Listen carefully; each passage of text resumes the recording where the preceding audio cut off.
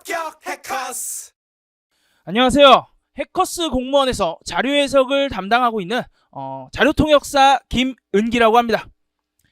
오늘은 통하는 자료 해석에 대한 커리큘럼의 내용에 대해서 설명드리도록 하겠습니다. 오늘 강의는 죄송한데 이거 갑자기 또 안 먹어요. 저희 다시 찍도록 하겠습니다. 이제 먹기 시작해가지고 시작하겠습니다. 안녕하세요. 해커스 공무원에서 자료 해석을 담당하고 있는 김은기라고 합니다.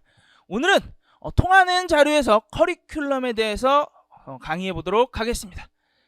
통하는 자료 해석은 어떤 식으로 커리큘럼을 강의할 거냐면 총 7단계를 통해서 말씀드리도록 하겠습니다. 첫 번째로 제가 누군지 좀 소개해 드려야겠죠.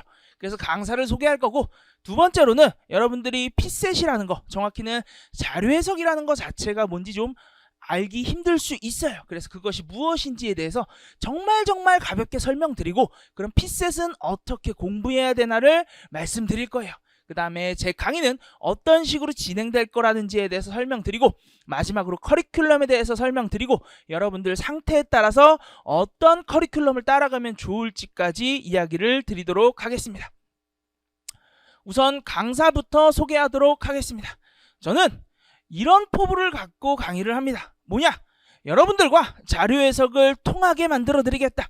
그래서 제 닉네임이 자료통역사입니다.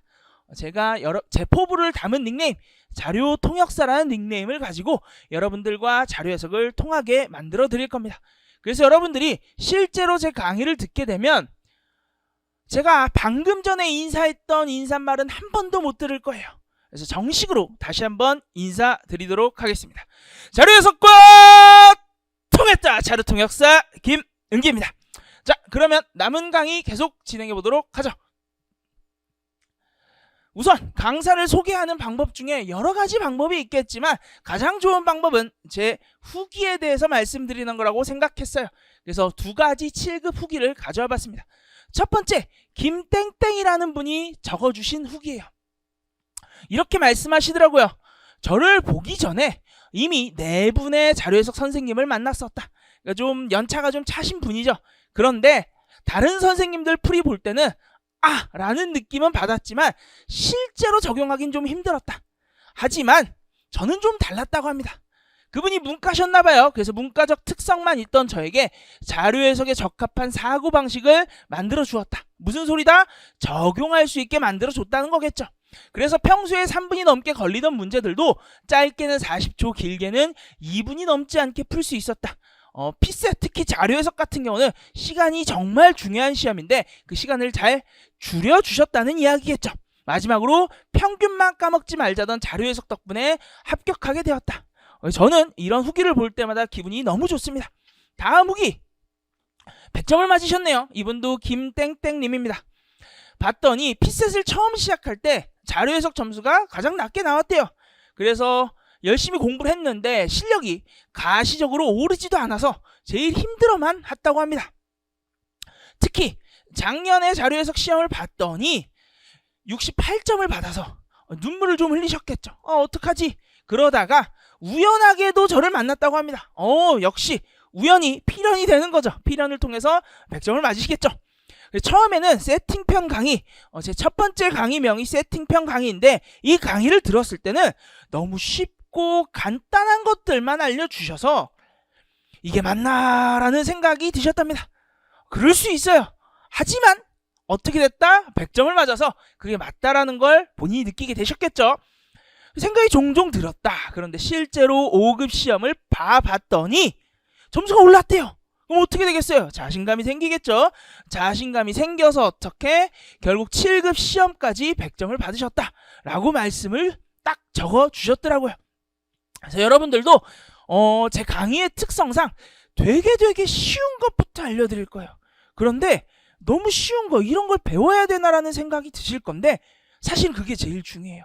뒤에서도 말씀드리겠지만 쉬운 것부터 차근차근 올라가서 우리 어려운 큰 덩어리를 만들어야만 우리가 실질적으로 훨씬 시행착오를 줄이고 더 쉽게 쉽게 공부할 수 있기 때문에 그런 식으로 제가 커리큘럼을 구성했어요. 그래서 처음에 강의를 볼 때는 이렇게 쉬운 걸 내가 알아야 되나? 하지만 적용은 잘 안 될 거예요. 머릿속에선 쉽다고 하지만 실제로 적용하는 건 다른 개념이기 때문에 적용하는 것까지 쉬워질 때까지, 그때까지 연습을 좀 해주셔야 됩니다. 그 다음에 제가 5급에 대한 후기도 몇 개 한번 가져와 봤어요. 첫 번째, 자료 해석을 약점 과목으로 생각하며 살았다. 그런데 해방됐다고 합니다. 왜? 제 거 열심히 공부하셔서. 특히 이 전략편 덕분에 해방됐다고 느끼셨나봐요. 여러분들도 전략편까지 잘 따라오셨으면 좋겠다 라고 말씀드릴 거고, 두 번째, 최땡땡이란 분은 계산도 느린데 풀이 방법이 오직 계산뿐이었다고 합니다. 그래서 늘 불안한 과목이었다. 그런데 숫자 감각이라는 게 생겼대요. 이게 바로 앞에서 말씀했던 세팅편에 대한 내용이에요. 우리 열심히 연습을 하면 자신도 모르게 숫자 감각이라는 게 생길 거예요. 그러면 계산이 빨라지게 됩니다. 그리고 우리 계산만 빨라지면 되느냐? 아니에요. 우리 두 번째인 프리편이라는 강의가 있어요. 프리편이라는 강의를 통해서 계산 방법, 계산뿐이었던 풀이 방법에서 어떻게 계산이 최후의 풀이 방법으로 변했다는 겁니다. 즉 우리는 첫 번째 세팅편을 통해서 숫자 감각을 만들 거예요. 그리고 두 번째 프리편을 통해서 그 숫자 감각을 기반으로 한 여러 가지 풀이 방법들을 배울 거예요. 그래서 어떻게 계산도 빨라졌지만 훨씬 더 효율적인 풀이 방법으로 문제를 풀게 되었다. 그리고 시험 당시에 푼 것만 다 맞아도 80점 이상이다. 속도보다는 정확도, 이게 정말 중요한 이야기예요. 여러분들이 이제 피셋을 준비하게 되면 속도가 중요한 시험이다, 빨리 풀어야 된다는 이야기를 주구장창 들을 거예요. 그래서 자신도 모르게 아직 내가 정확도가 낮음에도 불구하고 속도를 빠르게 늘리려고만 하거든요. 절대로 안 돼요. 피셋에서 가장 중요한 건 정확도예요. 무슨 소리냐면 정확도가 탄탄하게 있어야만 속도도 빨라질 수 있다는 거예요. 그렇지 않으면 우리는 속도만 늘리려고 하면 어떤 결과가 생기냐? 찍기가 돼요. 그래서 우리는 항상 정확도를 집중적으로 만들고 그것을 어떻게 훈련해서 체화시켜서 자동적으로 속도가 빨라진다라는 느낌으로 가셔야 됩니다. 그리고 제가 세팅편, 그 이후에도 계속 말씀드리는 목적 잡기라는 게 있어요. 이분이 그것을 딱 머릿속에 잡고 시험을 봤더니 85점이라는 결과를 받았다고 합니다. 그 다음에 제가 세팅편과 프리편에 대해서 가볍게 설명드렸는데, 여기 전략편에 대해서도 가볍게 설명드리자면, 우리가 열심히 연습을 해도 시간이 조금 부족할 수 있어요. 그래서 그 부족한 시간을 마지막에 꼼수로 채워주는 부분, 그 부분이 전략편이다 라고 생각해 주시면 되겠습니다. 자, 여기까지가 제 소개였고, 하나만 더 말씀을 드리고 싶어요. 제 카페가 있거든요. 다들 화면 멈추셔서 여기 들어가셔서 가입하시면 돼요. 꼭 가입해야 돼요. 꼭. 왜냐면 여기 이제 우리가 학습을 하다 보면 생각보다 많은 시행착오를 겪게 돼요. 사람마다 시행착오 겪는 것들이 좀 다양하게 있는데, 제가 이제 직접 만나서 상담을 하면서 이런 시행착오들이 있구나를 직접 듣고 그것들에 대한 해결 방법을 공꿀계라는 게시판에다가 적어놨어요. 그래서 여러분들이 공부하기 전에 꼭 공꿀계를 한번 봐주시고, 공부하다가 내가 시행착오를 겪고 있는 것 같아, 그럼 한 번 더 들어가서 공꿀계를 꼭 봐주셔야 돼요. 그래야만 여러분들의 시행착오를 어떻게 줄일 수 있다. 다시 한번 말씀드립니다. 화면을 멈추시고 어디? 요 카페 들어가셔서 가입하시면 돼요. 카페명은 통하는 자료 해석이라고 적혀 있을 겁니다. 자, 강사 소개는 여기까지고, 이제 피셋이란 시험에 대해서 설명을 드리고 싶어요. 우선 피셋은 쉽게 말씀드리면 1차 시험이에요. 근데 이 1차 시험이 왜 생겼냐면, 원래 시험은 암기형 위주들의 시험이었어요. 근데 이 암기형 위주들의 시험을 좀 탈피하고 싶어서 생긴 시험이 피셋이다. 즉, 피셋은 사고력이라는 것을 측정하고 싶어서 만든 시험이에요. 그렇다면 우리가 사고력이 뭔지 알아야 되거든요. 근데 우리 뇌과학적으로 인간의 사고력은 크게 두 가지로 나눠져요. 첫 번째는 뭐냐? 느린 사고예요. 우리가 일반적으로 생각하는 사고라는 거예요. 뭐냐면 되게 심도 있고 되게 깊고 어려운 것들을 해내는 행위, 그게 바로 느린 사고예요. 그래서 주로 새롭게 배운 것, 새롭게 배우는 것들에 대해서 우리는 느린 사고를 적용시켜요. 무언가 이해해야 하고 무언가 어려운 걸 익혀야 하는 그 행위들이 바로 느린 사고예요. 반면에 빠른 사고라는 것이 있어요. 얘는 뭐냐면 생각하지 않아요. 그래서 무의식적으로 움직여요. 어떻게? 익숙한 상황에 대해서. 가장 대표적인 예시가 저 때 같은 경우는 이제 키를 들고 다녔거든요. 문을 잠갔나 안 잠갔나 가끔 애매할 때가 있어요. 하지만 어떻게 돼 있다? 잠겨 있어요. 왜?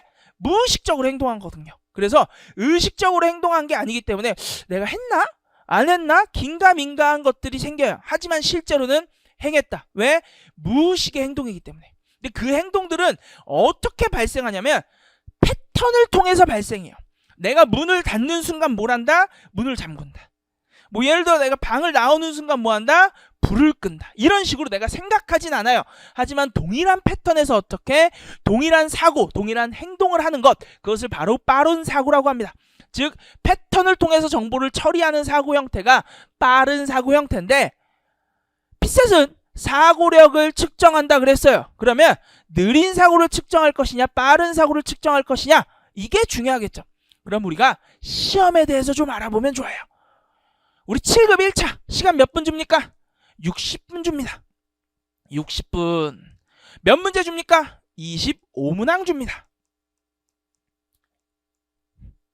자, 25문항을 60분 동안 풀어야 돼요. 근데 새롭고 특별하고 우리가 집중하면서 푸는 문제를 60분 안에 25개나 풀 수 있을까요? 이거 수능보다도 문제당 시간을 적게 줘요. 무슨 소리죠? 불가능하다는 소리예요. 느린 사고에 대해서 묻고 싶은 게 아니다라는 거예요. 그럼 이 친구가 묻고 싶은 건 뭐예요? 바로 빠른 사고에 대해서 묻고 싶은 거예요. 즉 피셋은 사고력을 측정하기 위한 시험인데, 정확하게 말하자면 빠른 사고에 대한 사고력을 측정하기 위한 시험이에요. 그럼 우리는 어떻게 해야 돼요? 빠른 사고를 만드는 방법에 대해서 알아야겠죠. 그래서 다음으로 넘어갈 공부법은 빠른 사고를 만드는 과정에 대해서 말씀드릴 거예요. 우선 인간의 뇌가 어떤 식으로 정보를 담는지를 알아야 돼요. 어떤 식으로 정보를 담냐? 외부 정보를 딱 받아들이면 단기 기억이라는 거에다가 정보를 집어넣어요. 단기 기억에다가 1차적으로 정보를 집어넣어요. 그리고 그 중에 중요하다고 생각되는 것들을 해마라는 친구가 이건 중요해, 이건 중요해, 이건 중요해, 이건 안 중요하구나 라고 이제 1차적 처리를 통해서 어디에다가? 장기 기억에다가 집어넣어요. 그리고 나서 장기 기억에 저장된 정보들 중에 일부를 우리 빠른 사고로 넣어줍니다. 우리가 이 외부 정보가 단기 기억부터 해마, 장기 기억까지 들어가는 과정은 느린 사고에 대한 부분이에요. 천천히 들어가요. 네, 느린 사고에 대한 부분으로 우리가 정보를 저장한 다음에 어떻게? 장기 기억이 된 일부 정보를 특별한 경우에만 빠른 사고로 이동시킵니다. 그럼 그 경우가 언제이냐? 바로 세 가지를 만족할 때예요. 첫 번째로는 반복이라는 걸 만족해야 돼요. 두 번째는 그 정보가 구조화되어 있어야 돼요. 그리고 마지막으로 단계적인 학습이 돼 있는 정보여야 돼요. 제가 앞에서 뭐라 그랬죠? 쉬운 것들부터 차근차근 올라갈 거라 그랬어요.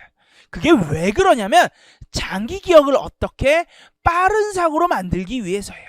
우리가 측정하는 시험, 우리 시험에서 측정하는 게 빠른 사고이기 때문에 어떻게든 빠른 사고로 만들어야 되거든요. 그 빠른 사고로 만들기 위해서 우리는 단계적 학습, 즉 쉬운 것부터 차근차근 넣기 시작할 거다라는 겁니다. 그럼 각각이 어떠한 의미인지 좀 더 상세하게 살펴봐야겠죠. 첫 번째, 반복이에요. 뭘 반복해야 되냐? 출력이라는 걸 반복해야 돼요. 출력. 그러니까 우리가 입력만 열심히 하면요, 단기 기억 혹은 장기 기억으로밖에 안 남아요. 빠른 사고로 전환되지 않아요. 그래서 우리는 배운 것을 계속 손으로 적고 말로 해보고 뭐 향을 맡을 수는 없겠지만 뭐 향이라도 맡아보고 혹은 이런 거일 거다 내가 설명을 해보고 이런 식으로 계속 출력을 해봐야 돼요. 그래서 우린 계속 끊임없이 출력을 해봐야 한다. 근데 여러분들이 출력을 두려워하는 이유를 전 잘 알고 있어요. 정말 잘 알고 있어요. 왜냐하면 저도 출력을 두려워했던 사람이니까요. 왜 출력을 두려워하냐? 틀릴지 모른다는 걱정 때문이에요. 내가 배운 거 실제로 출력해봤는데 틀리면 어떡해요? 그렇잖아요. 그러니까 내가 틀리지 않을 때까지 계속 입력하려고 노력하는 거예요. 입력하고 또 입력해서 더 이상 틀리지 않을 수 있게 됐다라는 생각이 들 때 우린 출력을 시도하죠. 하지만 그래도 틀려요. 어차피 틀려요. 왜냐면 입력에 대한 메커니즘과 출력에 대한 메커니즘이 다르기 때문에 우린 출력을 하면 무조건 틀릴 수밖에 없어요. 그래서 여러분들이 걱정하지 마세요. 어차피 틀릴 거예요. 여러분이 100번을 입력하건 1000번을 입력하건 10,000번을 입력하건 어차피 틀릴 거예요. 그러니까 그냥 마음 편히 틀리세요. 거기다가 더 좋은 게 있어요. 뭐냐면 틀리면 틀릴수록 빠른 사고가 더 잘 만들어져요. 그러니까 우리는 덜 입력한 상태로 출력해봐야 돼요. 출력해서 틀리면 어떻게 하면 돼요? 그냥 다시 입력해보면 돼요. 그리고 또 틀리면 돼요. 다시 입력하고 또 틀리고 다시 입력하고 또 틀리면 됩니다. 지속적으로 반복하셔야 돼요. 왜? 끊임없는 출력만이 그리고 끊임없이 틀려야만 장기 기억이 아닌 어디로? 빠른 사고로 변환될 수 있으니까요. 틀리는 거 두려워하지 마세요. 틀릴 수 있어요. 시험장에서만 안 틀리면 돼요. 우리 시험장에서 안 틀리기 위해서 수십 번, 수백 번을 미리 틀려 주셔야 됩니다. 그 다음으로는 구조화라는 거예요. 도대체 구조화를 하면 왜 빠른 사고로 전환되냐? 우리는 인간의 뇌를 좀 알아볼 필요가 있어요. 이 뇌는 인간한테 정말 중요한 기관이에요. 얼마나 중요하냐면 이 큰 몸덩어리를 사용하는 이 큰 몸덩어리가 사용하는 에너지 중에 무려 20에서 25%를 소비해요. 얼마나 중요하면 그렇게 많은 에너지를 소모하겠어요. 이 작은 것이. 그래서 이 뇌라는 놈은 에너지를 어떻게든 소비를 줄이고 싶어 해요. 따라서 빠른 사고라는 걸 만들어낸 거예요. 내가 생각하지 않아도 내가 깊게 생각해서 에너지를 쓰지 않아도 어떻게 자동으로 행해지게. 그러려면 어떻게 해야 돼요? 가벼워야겠죠. 그러려면 어떻게 해야 해요? 뭔가 비슷비슷한 것들끼리 좀 묶여야겠죠. 그래서 보다 유사한 것을 어떻게 묶어서 처리하는 구조화 혹은 유형화라는 걸 선택했어요. 그래서 우린 유사한 것을 하나로 묶어서 처리하면 빠른 사고로 들어갈 수 있게 되는 거예요. 그럼 어떻게 해야겠어요? 우리가 공부를 할 때 우선 큰 그림을 하나 그려요.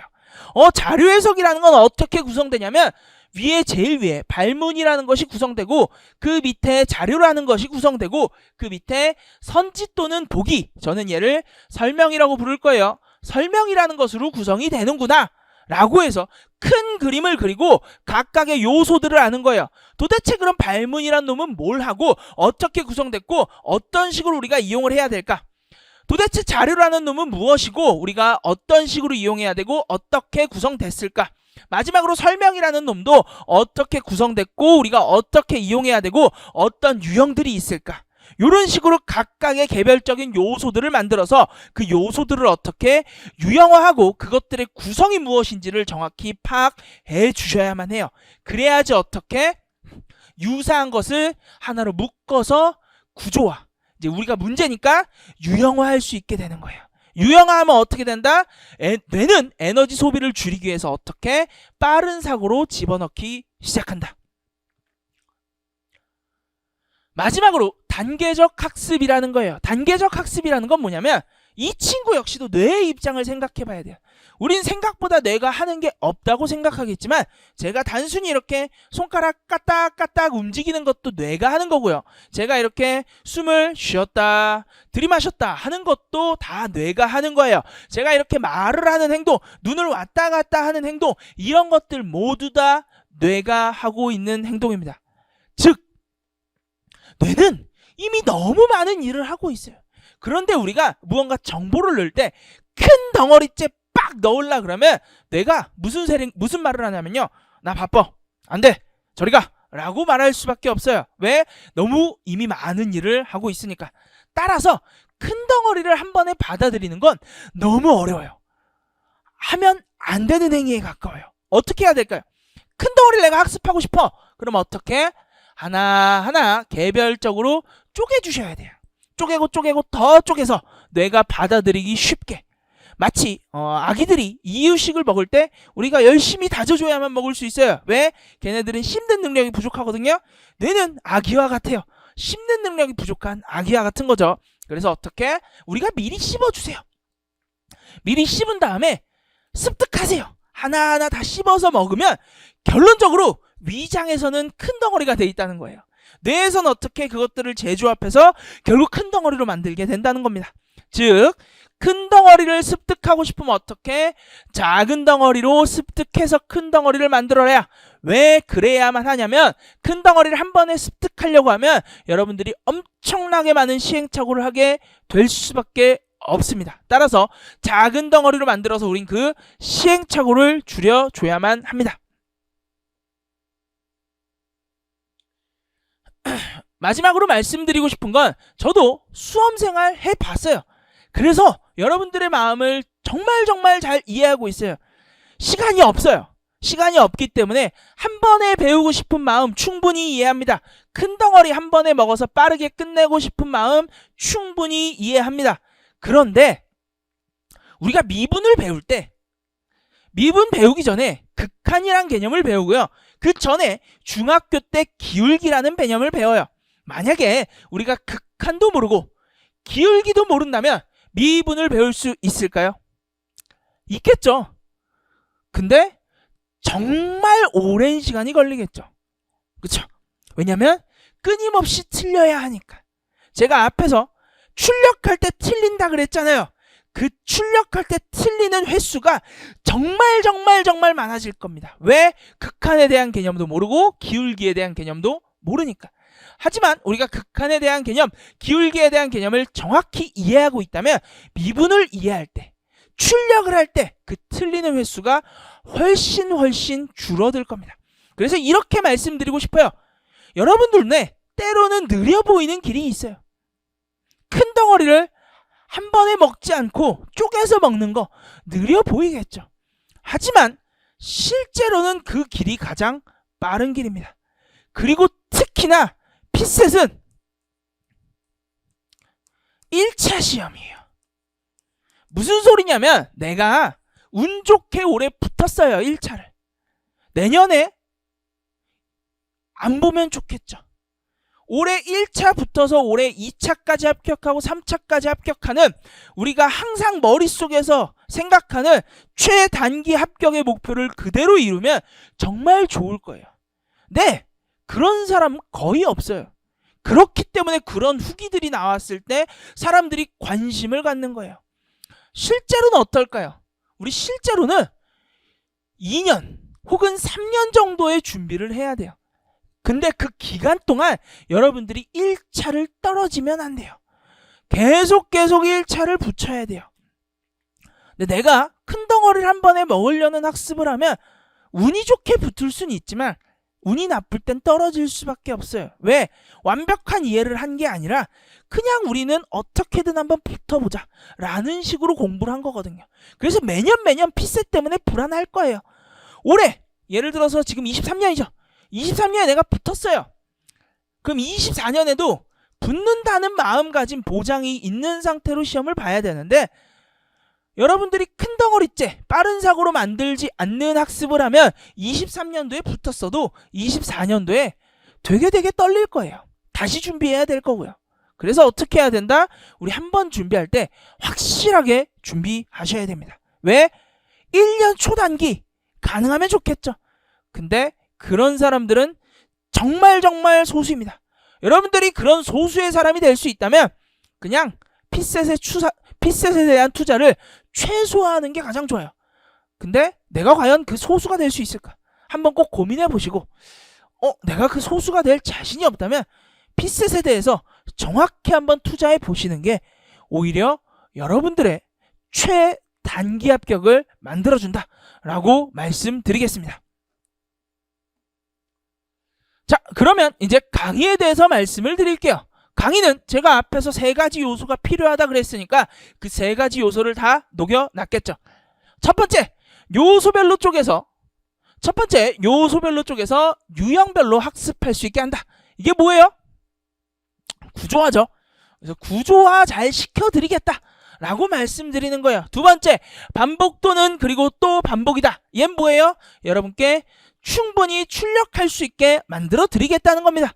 마지막으로 수포자도 노베이스도 들을 수 있는 단계적 학습이다. 무슨 소리죠? 제가 충분히 여러분 이유식 먹듯이 쪼개 놓을 겁니다. 그래서 하나하나 섭취하는 거 정말 쉽게 만들어 놓을 거예요. 그럼 어떻게 되죠? 우리 섭취할 때는 정말 작은 알갱이였지만 그것들을 다 섭취하고 나면 어떻게 된다? 큰 덩어리가 된다 라는 이야기입니다. 좀 더 깊게 설명드리도록 하겠습니다. 첫 번째, 유형별 학습. 어떤 식으로 해야 된다 그랬어요? 큰 그림 먼저 제시해야 된다 그랬죠. 그래서 큰 그림 먼저 제시하고 그림 속의 각 요소들에 대한 유형화까지 제시해 드릴 겁니다. 두 번째로 구조화, 유형화 할 수 있도록 문제 역시도 모두 다 어떻게 구성하는 요소들을 유형화 시켜 드릴 겁니다. 앞에서 말씀드린 것처럼 문제를 구성하는 요소는 총 3개가 있어요. 발문, 자료, 설명. 이것들을 어떻게 구조화할 거냐? 발문에서는 문제의 유형이라는 것들을 나눠줄 거예요. 일반형, 매칭형, 기타형 총 3가지로 나눠 드릴 거고요. 자료에는 자료의 속성이라는 것이 있고 구성이라는 것이 있어요. 그래서 속성에는 어떠한 것들이 있고 구성에는 어떠한 것들이 있다. 그리고 마지막으로 패턴이라는 것도 존재하니까 우린 어떤 패턴을 어떻게 파악해야 되는지도 유형화시켜 드릴 겁니다. 다음에 설명이라는 글은 어떻게 구성되어 있는지, 그리고 설명은 어떤 패턴으로 이루어져 있는지, 마지막으로 설명에서 물어보는 유형들은 어떤 것들이 있는지, 이런 식으로 모두 다 어떻게 구조화시켜 드릴 겁니다. 두 번째로는 제가 반복해야 된다 그랬잖아요. 그래서 반복할 수 있게 충분히 많은 연습 문제를 제시할 거예요. 거기다 심지어 새로운 개념을 배우기 전에 어떻게 이전 개념에 대해서도 복습할 거예요. 출력할 수 있도록. 어떻게 새로운 개념 배우기 전에 어떻게 이전 개념도 한번 다시 출력해서 리마인딩, 복습, 출력할 수 있게 만들어 드릴 겁니다. 다음으로 단계적 학습, 가장 중요한 거죠. 개념 간의 유기성을 만들 거예요. 여러분들 자료 해석 유기성이 없다고 생각할 수 있는데 아니에요. 제가 어떻게든 유기성을 만들어냈어요. 그래서 여러분들은 이 기본적인 유기성이 존재하기 때문에 작은 덩어리를 크게 만드는 걸 조금 더 편하게 할 수 있습니다. 두 번째로 앞에서도 말씀드렸지만 단계적 학습을 위해서 새로운 개념 학습하기 전에 어떻게 관련 이전 개념을 복습할 겁니다. 그리고 마지막으로 한 큰 덩어리 쪼개서 먹어야 되죠. 그래서 이론을 3개로 쪼개놨어요. 첫 번째 세팅편, 두 번째 프리편, 마지막으로 전략편. 이 3덩어리로 구성해서 작은 덩어리들, 세팅편에서 작은 덩어리 다 먹으면 여러분들은 숫자 감각이라는 게 생길 거고, 숫자 감각이 생겼으면 어떻게 프리편에서 작은 덩어리들 다 먹으면 어떤 식으로 문제를 풀어야 되는지, 즉 문제풀이 테크닉이 생길 거예요.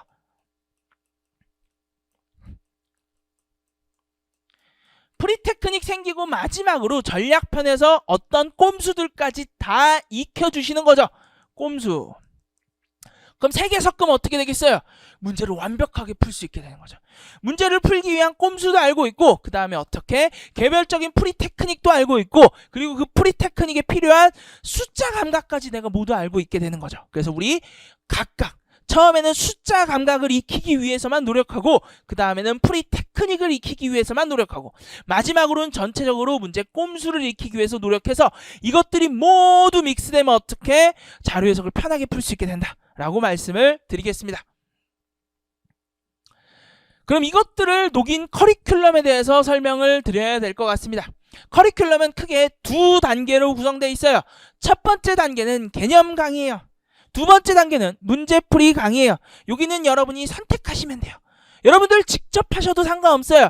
어쨌건 우리가 개념을 실제로 출력해보는 영역이기 때문에 그냥 여러분 직접 하셔도 된다. 강의 들으란 말 안 드려요. 그런데 개념 강의만큼은 필수적으로 들어주셔야 된다. 개념 강의 총 3단계로 구성되어 있습니다. 첫 번째 세팅편, 두 번째 풀이편, 세 번째 전략편, 3개로 구성되어 있고 문제풀이 강의 역시도 3개로 구성되어 있어요.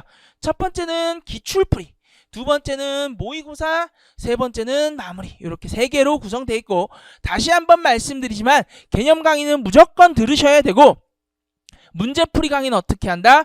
선택이다 라고 말씀을 드리겠습니다. 그러면 개념 강의에 대해서 좀 설명을 드릴게요. 개념 강의 세팅편 9월에서 10월 이렇게 2달 동안 진행되고요.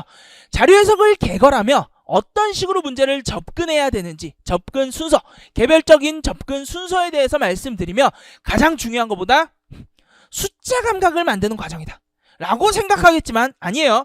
이 접근 순서가 가장 중요해요.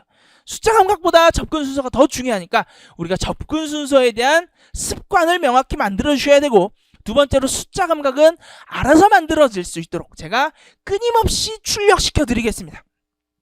그 다음에 11월부터 12월까지 설명의 유형별 프리 테크닉에 대해서 익힐 겁니다. 그 다음에 자료 해석이 힌트도 주는데 함정도 파요. 그래서 어떤 힌트들이 있는지 어떤 함정들이 있는지를 좀 배워볼 겁니다. 마지막으로 전략편, 문제의 유형별 전략적 접근 방법이다. 이 접근 방법은 크게 2가지로 구성돼요. 첫 번째는 빠르게 접근하는 방법, 즉 빨리 풀 수 있는 방법. 두 번째는 쉽게 풀 수 있는 방법. 2가지가 있어요. 그래서 그 2가지를 모두 다 배워볼 겁니다. 근데 커리큘럼이 언제 끝나요? 2월에 끝나죠. 왜 2월에 끝나냐면 3월에 5급 시험이 있거든요. 여러분들은 이 개념 강의 다 듣고 꼭 3월에 있는 5급 시험을 보셔야 돼요. 보시면서 내 수준이 어느 정도인지 한번 평가해 보셔야 돼요. 그 다음 어떻게 된다? 평가 잘 해보고 아 내가 문제풀이 강의도 필요하겠다 라고 생각하면 문제풀이 강의 들으시는 거고 봤는데 생각보다 점수가 잘 나왔어. 그럼 어떻게? 그때부터 이제 2차 열심히 하시면서 여러분들이 직접 문제 한번 풀어주시면 돼요. 즉 우리가 뒤에 있는 문제풀이 강의가 필요한지 안 한지를 이 5급 강의를 통해서 알 수 있으니까 제가 5급 강의라 그랬죠. 죄송합니다. 5급 시험을 통해서 알 수 있으니까 꼭 5급 시험 보신 다음에 나의 위치를 한번 판단해 보시고 아 문제풀이 강의 들어야겠다. 혹은 나 혼자 해도 충분하다를 선택해 주시면 되겠습니다. 자, 다음으로 각각에 대한 강의 내용을 좀 더 심도 깊게 설명드릴게요.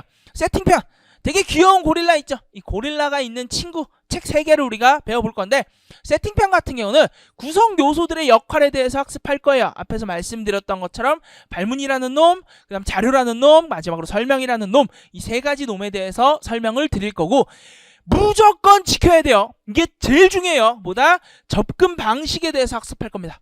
어떻게 접근해야 되는지 접근 방식에 대해서 학습할 겁니다. 그 다음에 정오를 판단하기 위한 숫자 감각. 우리가 숫자 감각을 왜 학습하냐면요. 자료 해석은 결국 숫자에 대해서 정오를 판단해요. 거기서 4칙 연산이란 개념이 조금씩 들어가기 때문에 그것을 정오 판단하기 위해서 숫자 감각을 꼭 학습해야 된다. 그리고 숫자 감각을 만들기 위해서 4칙 연산의 계산 테크닉과 비교 테크닉 이 2가지를 학습할 예정입니다. 그 다음으로는 프리편. 이 친구는 뭐냐면 문제를 풀기 위한 4가지 관점에 대해서 학습할 거예요. 제가 어떻게든 유기성 만든다 그랬죠. 그 유기성이 바로 4가지 관점이에요. 이 4가지 관점을 기반해서 여러분들이 사용하는 프리 테크닉, 여러분들이 배울 자료 유형 이런 것들을 모두 풀어낼 수 있어요. 그래서 어떻게 된다? 4가지 관점이라는 혹시 법 과목을 배웠다면 얘가 총론이겠죠. 총론 개념을 좀 먼저 배우고 그 다음에 그것을 각각 적용하는 강론 개념, 프리 테크닉에 대해서 학습할 겁니다. 그리고 뭐다?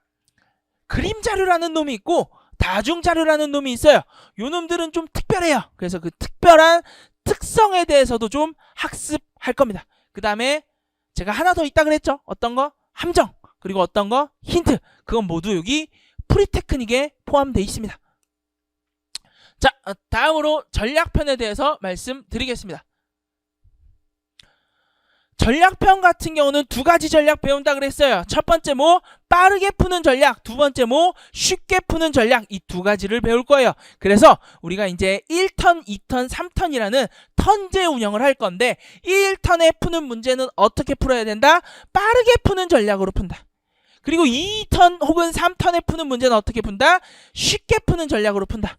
해서 우리가 받을 수 있는 최대의 점수를 받을 수 있도록 운영하는 방법도 말씀을 드릴 겁니다. 그래서 어떻게 문제 유형별로 빠르게 푸는 전략과 쉽게 푸는 전략이 따로 있어요. 그래서 문제 유형별로 어떤 식으로 해야 빠르게 풀 수 있는지, 어떤 식으로 해야 쉽게 풀 수 있는지를 배워볼 겁니다. 그리고 자료 해석에 자주 등장하는 배경 지식이 있어요. 속도와 연비라는 개념이 있고요. 그 다음에 스포츠라는 개념이 있어요. 근데 아는 사람은 쉽게 풀고 모르는 사람은 못 푸는 그런 문제예요. 그럼 우리 어떻게 해야겠어요? 알아야겠죠. 그래서 배경 지식에 대해서 추가적으로 학습할 예정입니다. 그 다음에 문제풀이. 문제풀이는 기출풀이, 모의고사, 마무리 이렇게 세 개로 주어지는데 가장 중요한 놈이 기출풀이에요. 기출풀이. 피셋에서 제일 중요한 건 기출풀이에요. 얘네가 우리의 바이블이거든요. 그래서 어떻게 3월부터 5월까지 진행할 겁니다. 우리가 앞에서 배웠던 개념을 기출에 실제로 적용해보자. 출력해보자. 근데 이 친구 뭐라 그랬어요? 5급 시험 보시고 내가 필요하다라고 생각하면 들으시는 거예요. 안 들어도 상관없어요. 두 번째, 모의고사예요. 열심히 제가 기출과 유사하게 문제를 좀 만들어 볼 겁니다. 만들어서 어떻게 6월에 진행할 거예요. 이때는 제가 좀 목표가 있어요. 뭐냐면 실제 시험과 최대한 비슷하게 한번 보자. 그래서 어떻게 언, 자, 상 이 세 과목을 한 번에 묶어서 보는 걸 추진하고 있습니다. 잘 될 겁니다. 꼭 되게 만들어 놓겠습니다. 그래서 여러분이 언자상 시험에 한번 보고 언자상 시험 한 번에 묶어서 보고 그 후에 어떻게 해설 강의 따로 들으면 되는 형식으로 진행할 예정입니다. 다음에 마무리 강의도 어떻게 언자상 한 번에 묶어서 시험 보고 마지막에 어떻게 해설 듣는 방식으로 강의를 진행할 거예요. 모의고사 같은 경우는 제가 만든 문제이고 마무리 같은 경우는 시험 전에 마지막으로 여러분께 정리를 해드릴 거예요. 개념에 대한 정리, 그 다음 이 앞에서 배웠던 세 가지 개념을 뭉뚱그려서 정리하는 방식으로 진행할 거예요. 근데 좀 빨라요. 속도가 좀 빠르고 앞에서 배우지 않았으면 이해하기 좀 어려울 수 있어요. 그래서 개념 강의를 들은 분들이 들으면 좋다. 안 들은 분들은 여기 문제풀이 강의 들을 때 좀 힘들 수 있다. 그래서 제가 다시 한번 말씀드리지만 개념 강의가 뭐다? 필수다. 여기 있는 건 뭐다? 선택이다 라고 말씀을 드릴게요. 그 다음에 이 친구는 우리 7급 문제가 별로 없어요. 모의평가 21년, 22년, 23년 총 4개념밖에 없거든요. 그래서 제가 5급 문제를 이리저리 좀 조합을 해서 7급에 나올 법한 문제들로만 다 조합을 해서 어떻게 25문제짜리 세트로 만들어 드릴 거예요. 그래서 우리 총 25문제짜리 12세트를 푸는 게 목표다 라고 생각해 주시면 되겠습니다. 다음에 추천 커리큘럼에 대해서 말씀을 드릴게요. 여러분들이 만약에 초시생이다. 여기서 초시생의 기준을 대해서 좀 말씀을 드리자면 시험을 준비 한 번도 안 해본 사람도 초시생인데 내가 작년에 시험, 그러니까 올해 시험 23년 시험을 봤는데 만약에 76점보다 낮게 나왔다. 그럼 그냥 초시생이라고 생각하시면 돼요. 그럼 어떻게 하면 된다? 개념 강의 들으시고요. 그 다음에 이 이유는 선택이에요. 기출풀이 들으시고요. 마지막으로 마무리를 들어주시면 됩니다. 반면에 내가 재시생이다. 재시생은 두 가지예요. 첫 번째, 내 점수가 몇 점? 80점보다 높다. 혹은 앞에서 제 커리큘럼을 타서 개념 강의를 먼저 들어봤다. 개념 강의를 들은 사람이다. 즉 80점 이상이거나 개념 강의를 들은 사람이다. 이 두 분은 어떻게 하면 되냐면 제가 4080이라는 요약 압축 강의를 하나 촬영할 겁니다. 몇 월부터 몇 월에 촬영하냐? 3월부터 5월에 촬영할 거예요. 그래서 이것만 들으시면 돼요. 개념 강의 압축해서 3월부터 5월 사이에 여러분이 한 번에 다 훑어볼 수 있게 앞에서 우리 제 개념 강의 들었으면 그거 리마인딩 할 수 있게 그리고 내가 80점 넘었으면 내가 배웠던 것들 리마인딩 할 수 있게 그렇게 4080이라는 거를 준비해 놓을 거예요. 그래서 여러분은 개념 강의 대신 4080 들으시면 되고, 그 후에 80점 넘으셨고 제 거 이미 들으셨으면 기출문제 충분히 풀었을 거라고 저는 생각해요. 만약에 기출문제 안 푸셨으면 따로 꼭 푸시고요. 굳이 강의 듣고 싶으면 들으셔도 돼요. 어쨌건 기출문제 따로 풀으시고 그 다음에 모의고사, 그 다음에 마무리 이렇게 진행되는 거를 따라와 주시면 됩니다. 다시 한번 말씀드리지만 내 점수가 76점보다 낮거나 혹은 제 강의를 한 번도 들어본 적이 없는 학생이라면 개념 강의 다 들으시고 기출문제 선택하시고 마무리는 좀 들어주시는 게 좋아요. 그래서 얘만 좀 선택으로 해주시면 되겠다. 다음에 내가 이번 시험에 80점 이상 넘겼고 그리고 혹은 제 커리큘럼을 탄 적이 있는 학생이다. 그럼 어떻게 4080만 들으시고 그 다음에 모의고사와 마무리 이렇게 3개만 들어주시면 되겠다라고 말씀을 드리겠습니다. 자, 그러면은 제가 마무리 멘트 치면서 커리큘럼에 대한 설명을 종료해 보도록 하겠습니다. 그 전에 제가 드리고 싶은 말씀이 하나 있네요. 드리고 싶은 말씀은 뭐냐면 여러분들이 분명히 자기에 대한 믿음이 좀 잘 안 갈 때가 있어요. 내가 하고 있는 게 맞는 건가? 내가 이렇게 하는 게 맞는 건가? 라는 생각이 들 때 있어요. 근데 제가 제일 처음 앞에서 그 후기 보여드릴 때 그분이 그랬죠. 내가 잘 하고 있는 게 맞는 건가? 이게 맞는 건가? 라고 생각했지만 그냥 했다고요. 했더니 몇 점 맞으셨어요? 100점 맞으셨어요. 그래서 여러분들 그냥 저 믿고 따라오시면 됩니다. 저 믿고 따라오시면 절대로 자료 해석 때문에 떨어질 일은 없도록 만들어 드리겠습니다. 그리고 제 마무리 멘트 치면서 커리큘럼 강의를 종료해 보도록 하겠습니다. 자, 오늘도 통하였느냐? 그러면 우리 기초 강의에서 만나 뵙도록 하겠습니다. 세팅편에서 봐요.